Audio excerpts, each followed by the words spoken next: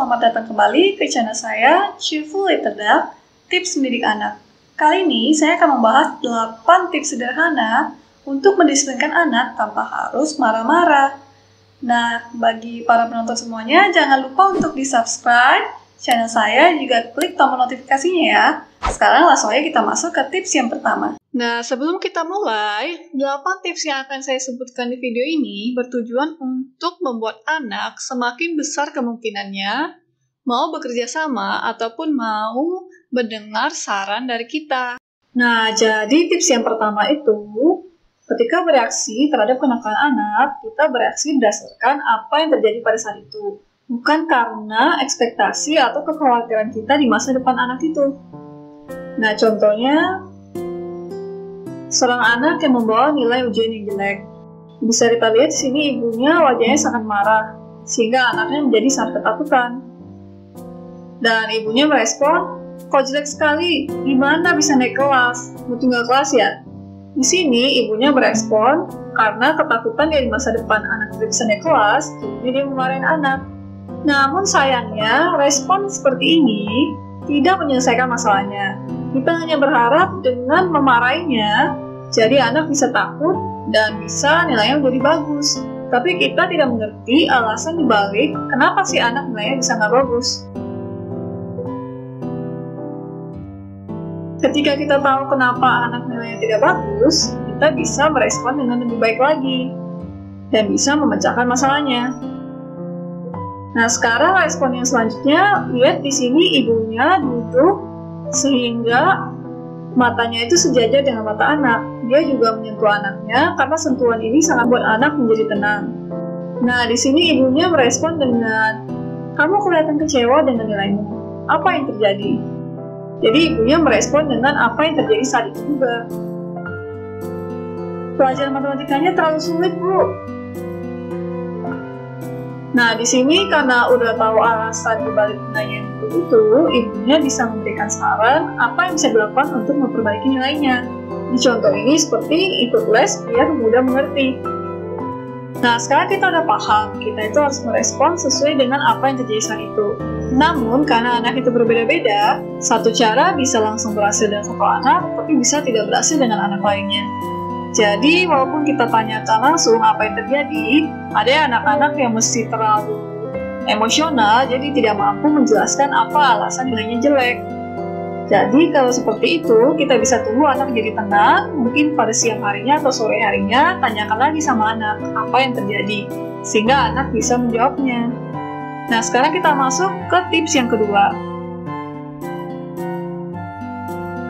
yaitu antara tidak mau atau tidak bisa. Perlu dipahami, tidak ada anak yang dilahirkan nakal. Jadi, seringkali perilaku yang tidak diinginkan ataupun kenakalan anak itu karena menunjukkan anak itu tidak bisa mengontrol perasaannya lagi. Jadi, masalahnya bukan dia tidak mau, tapi dia memang sudah tidak bisa lagi. Nah, kita ambil contohnya seorang anak yang tidak mau mengerjakan PR. Nah, tahap pertama untuk melakukan disiplin yang baik itu adalah mengetahui alasan dibalik perilakunya anak. Di sini, kenapa sih anak ini tidak mau mengerjakan PR? Apakah dia tidak bisa? Apa tidak mau? Nah, ternyata anak ini sudah dari pagi sampai siang sekolah. Habis itu ada kegiatan ekstrakurikuler. Kemudian di bawah hari ada les lagi. Jadi, sangat wajar bagi anak untuk tidak bisa mengontrol emosinya lagi. Jadi di sini anak tidak bisa lagi untuk duduk dan mengerjakan PR-nya. Nah, perlu sangat dipahami ketika anak itu sudah lapar, mengantuk, kelelahan, kesal, marah, ataupun sedih, sulit sekali untuk anak bisa mengambil keputusan yang baik. Jadi di contoh yang PR tadi, anak sudah terlalu lelah untuk mengerjakan PR-nya. Setelah kita paham alasan dibalik anak tidak mengerjakan PR, kita bisa berikan respon yang lebih baik. Contohnya di sini kita bisa bantu anak untuk mengerjakan PR-nya. Nah, sekarang kita sudah paham ada tidak bisa ataupun tidak mau. Tapi bukan berarti kita membuat alasan atas semua perbuatan anak. Misalnya nih, anak yang ribut sambil memukul, anak kan masih kecil, terus dia lagi kesal, nanti bisa berubah juga kok. Jadi dengan tidak bisa atau tidak mau ini, memang kita memahami, memang wajar anak berlaku seperti itu. Namun bukan berarti kita tidak mengajarkan anak. Nah, contoh lainnya lagi, seperti biasalah anak nggak mau belajar, kan masih anak-anak. Kita tidak mencoba mencari alasan di balik perilaku anak dan terus tidak mengajarkan anak cara berbuat yang baik. Kita tetap harus mengajarkan sama anak ketika dia sudah tenang untuk berdiskusi sama anak apa yang bisa dilakukan sehingga dia itu bisa mengerjakan PR-nya tepat waktu ataupun perbuatan-perbuatan lainnya. Nah, sekarang kita masuk ke tips selanjutnya, yaitu tidak menuduh ataupun marah sama anak ketika dia melakukan kenakalannya. Contohnya nih, situasi adik sama kakak sedang bermain, tiba-tiba adik menangis. Nah, orang tua langsung merespon, "Kamu apain adik sambil nangis begitu?" Respon seperti ini tidak baik karena kita itu sudah menuduh anak. Kan kita nggak tahu apa yang terjadi, belum tentu kakaknya yang salah. Respon yang lebih baik adalah bertanya, apa yang terjadi? Jadi, di sini kita bukan menuduh, tapi berusaha mencari tahu apa yang sebenarnya terjadi. Nah, masalahnya kan nggak setiap kali anak pada saat ditanya apa yang terjadi, dia bisa langsung menjawab. Nah, ketika anak nggak bisa menjawab, karena dia masih terlalu marah ataupun kesal, bisa ditanyakan lagi ketika anak sudah tenang. Nah, contohnya seperti ini.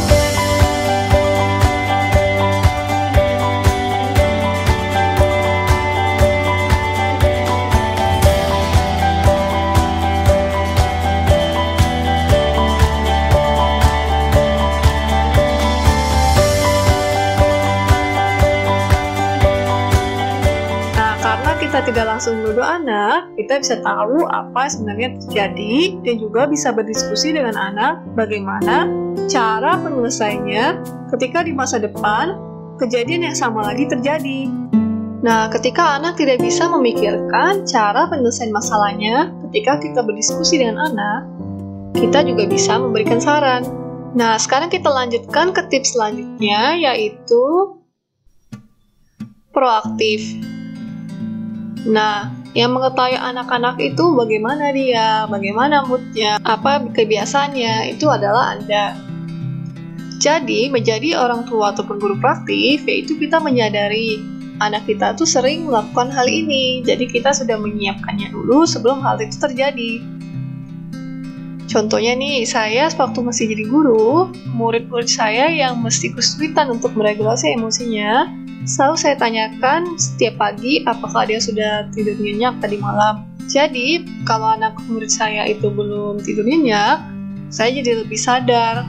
Nah, contohnya seperti saya yang selalu menanyakan kepada murid saya yang masih kesulitan meregulasi emosinya setiap pagi apakah sudah tidur nyenyak semalam. Jika anak tidak tidur nyenyak, itu membuat saya menjadi lebih sadar bahwa dia akan lebih besar kemungkinannya untuk memilih mengambil keputusan yang tidak baik. Jadi selama di kelas saya selalu perhatikan dia.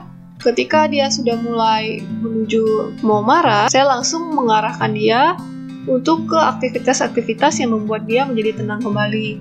Contohnya seperti membacakan cerita atau aktivitas di meja. Contoh lainnya, misalnya kita tahu nih anak kita nggak bisa duduk yang lama. Jadi waktu naik pesawat, kita sudah mempersiapkan seperti musik, games, apa yang disukain anak. Nah, atau contoh lainnya, anak yang suka main handphone, tapi kita sudah berkesepakatan hanya boleh main 30 menit. Jadi, setiap 10 menit, kita mengingatkan anak, misalnya 20 menit lagi ya, 10 menit lagi ya. Nah, tips kelima ini adalah mencoba kembali. Ini sangat mudah untuk dilakukan.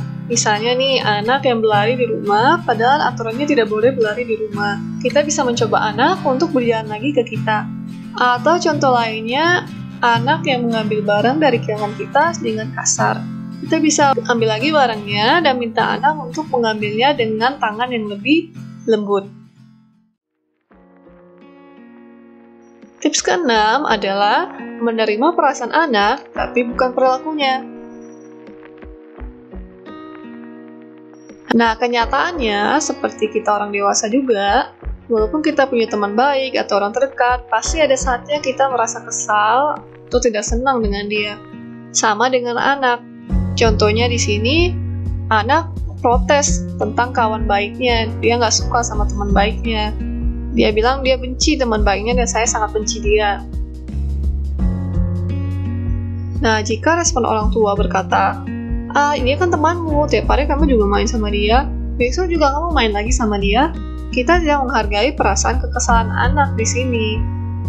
Anak butuh tempat untuk dia curhat apapun masalahnya, yaitu orang terdekatnya kita.